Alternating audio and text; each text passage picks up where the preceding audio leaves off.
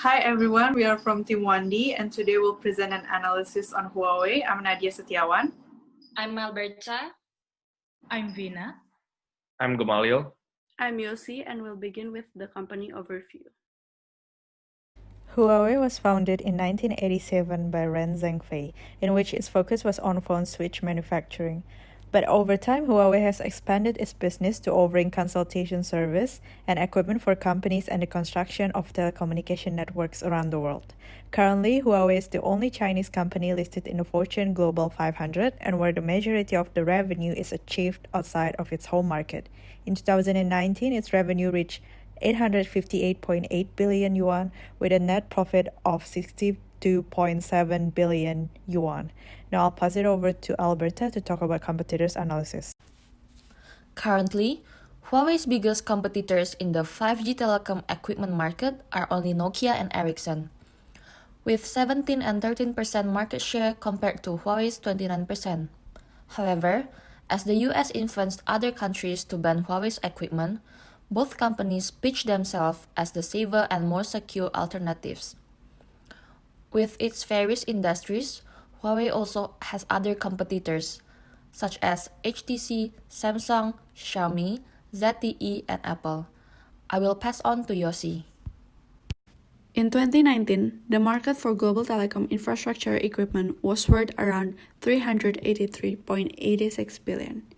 The industry is expected to keep growing at a rate of 7.7%, and it may reach 500 billion by 2023. The 5G network is a crucial key in shaping technological innovations in the near future.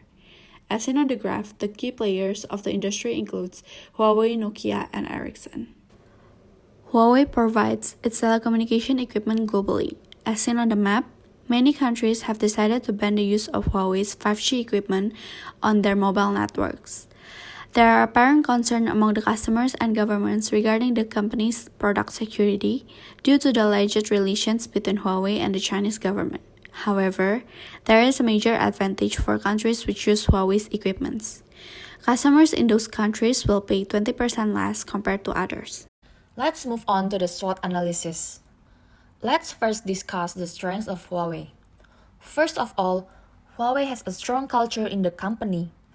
There is a culture of employee ownership arrangement within it that attracts dedicated employees and an innovation culture. Furthermore, there is a unique leadership model where the CEO is rotated from the 3 deputy chairmen every 6 months. Thus, the company is less vulnerable in cases of failure. Equally important, Huawei has the ability to offer a lower price with a high-quality products compared to its competitors. On the other hand, Huawei also has few weaknesses. Although the culture in Huawei has the ability to attract dedicated employees, there are still approximately 21.8% of staff with PhD degrees who resigned from the company in the last 5 years. Most of the employees said that Huawei management is lack of transparency, and many rules were unspoken. In addition, Huawei also faces a weak brand image in terms of its leading position in 5G equipment due to the US equipment ban. From the research analysis that we have conducted, we have found a huge opportunity for Huawei where there will be approximately 1.9 billion 5G subscriptions worldwide by 2025. In particular, there is a rising global demand for 5G equipment as complex and expensive technology projects where Asia will be the center of 5G users. Huawei owns the majority of 5G patents at 15%, and artificial intelligence market has been growing recently, where 90% of organizations use AI to develop customers' journeys, delivering exceptional experiences and customers' engagement. However, there is a threat where the US government and other countries have banned the use of Huawei network equipment in its country as a suspicion of cyber espionage and sabotage by the Chinese government. In fact, the US has broadened their restrictions by banning China from buying foreign manufactured chips that use US technology. Furthermore, the number of countries that ban Huawei's 5G networks is increasing, including Sweden and the UK. Moving on to the next part, we have also identified the problem statement for Huawei, where the major problem is being banned by the US and other countries, which hindered the sales and marketing of its 5G networks and equipment. in which the US has increased the import tariffs on Chinese goods by 25%, and other countries like Japan, Sweden, and Australia have also followed the US in banning Huawei's 5G network equipment. Because of these bans, during April to June this year, Huawei has suffered a 16% sales drop in the European market and lost its multi-billion-dollar opportunity to become the top provider for telecommunication services and 5G. Currently, as Huawei cannot operate within these markets, its competitors may have started to take over and completely be the dominant players within the next few years. Another problem is the high attrition rate of Huawei, where Huawei has lost more than 20% of its expert employees with PhD degrees who were highly skilled and trained in the last 5 years. As a result, Huawei has to face another problem of not having enough expertise of its employees, lack of transparency in its management team, and lack of strict regulations. The last problem is regarding Huawei's brand image due to the country of origin effect and the controversies surrounding the ban of company's products in several countries. There is an ongoing challenge where Chinese goods are often perceived as low quality. Furthermore, the UK government has decided to follow the US lead to ban the company's equipment due to the growing security concerns about China, which also weaken the company's brand image as the products perceived as unreliable and not secure. Huawei is predicting overall 20% sales drop in several countries due to the US ban in this year 2020. The first strategy alternative is to partner with a US technology company. Due to the complex US and China relation, Huawei could do a local partnership with a trusted US technology company to reduce the issue of threatening cybersecurity on the US territories. By doing this strategy, Huawei also could add credibility and brand trust in front of the US government and its customers. As mentioned it before, the second problem that Huawei faces is the high attrition rate. In order to mitigate this issue, the company needs to promote transparency with stakeholders, including employees. Huawei may be able to follow the method that has been done by Goldman Sachs by creating a review system where employees get more frequent feedback from their boss and colleagues. Through this method, stakeholders will get detailed information about the condition and performance of the company.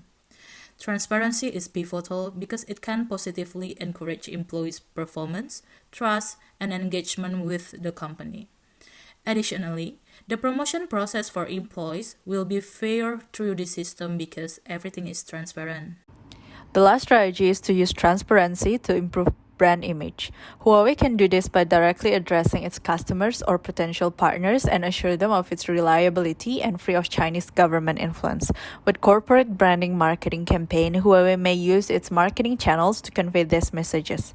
Recently, Huawei has done a print advertising campaign in the UK to promote 5G and its commitment, but it hasn't done the expected as a month later UK placed ban against Huawei. Then how? We can see another company that has been successfully used this strategy. Toyota, whose reputation was tarnished after millions of vehicles were recalled between the year 2009 and 2011, launched a series of campaigns with the emphasis on personal relevance and a thoroughly transparent way, and directly involve customers to connect with them. Huawei may use this strategy to emphasize on rebuilding customers' trust that it has lost. But it should be done globally so the message conveyed is clear to all markets, especially to avoid another ban. Additionally, it may focus more on the US because of its opportunity size. Now we'll move on to key factors and main criteria. Huawei's main goal is to maintain its position as the key leader of telecommunication equipment provider and taking its business to the next level. The key factors that should be considered are competitors, government regulation, partnership, and expert employees' attrition rate, while the main criteria to evaluate are feasibility for Huawei to implement them, and then growth, whether this strategy contributes to Huawei's growth, and competitiveness. So can Huawei maintain competitive advantage? Now on to the evaluation in the first strategy. Key consideration for this strategy is the current US government regulation. As of right now, the ban has been extended to May 2021. So for this strategy to be feasible, there are several considerations. First, joint venture may be the best type of partnership to ensure Huawei can effectively achieve its ability to compete in the US market. It will allow Huawei to overcome the entry barrier and retain an amount of business ownership. But it is very risky, especially since the partnership between US and Chinese government is very volatile right now, and there are changes in the US political environment due to the current election. These risks have to be understood clearly because failure rates of this venture is reported between 50 to 70%, and Lowen and Pope also suggested that the level of ownership to be maintained at an equal or almost equal. As May 2021 is the only possible time for Huawei to enter the US market, there will be question on whether this will be too late, as competitors have established their presence in it. But Huawei can use this time to do an in-depth assessment of the market condition and the possible partners, because choosing the right partner is extremely important to ensure the success of this partnership. Now I'll pass it over to Yosi. The second strategy is to promote transparency by top management. The company will gain employees' trust and improve their productivity and job satisfaction. Firstly, by decreasing the attrition rate of the PhD employees means that Huawei will spend less money to recruit new employees and avoid hindering the product development process. Secondly, company culture that is characterized by openness and communication will positively contribute to the firm's innovation and performance. However, it might be difficult to implement and see the result of cultural change. By efficiently utilizing skills and knowledge of the PhD employees, Huawei will be able to grow and gain competitive advantage through lowering costs, innovation, and better employee performance. The main goal of this strategy is to improve Huawei's brand image through global marketing campaign. It will have a positive impact on the customer's loyalty and brand attitude. However, the benefits of this strategy is limited by the restrictions to enter markets due to the ban. The strategy fulfills all three main criteria. Firstly, the marketing campaigns will enhance Huawei's international competitiveness.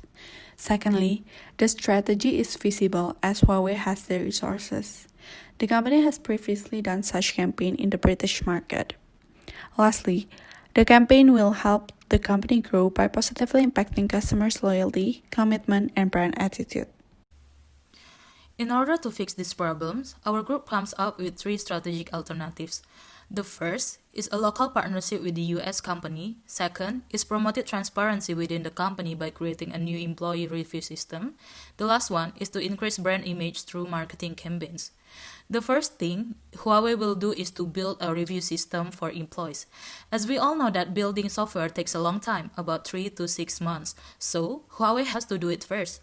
Thus, the development of the new system will start in December 2020, and it is estimated that the new system will be completed in June 2021. The marketing campaign will start in December 2020 globally. Through this method, the view of other countries on Huawei is expected to be more positive, including the US. Furthermore, the partnership with a local company in the US will be carried out in June 2021. As mentioned above, Huawei's prohibition from entering the US has been extended until May 2021, so that plan for a partnership with a local company can only be implemented after May 2021. If Huawei can successfully capture the US market alone through these strategies, it may have an expected return of $27 billion. This figure was the expected opportunity that Huawei has to forego annually if it couldn't compete in the US market due to the ban. I think that's all for now. Thank you for your attention.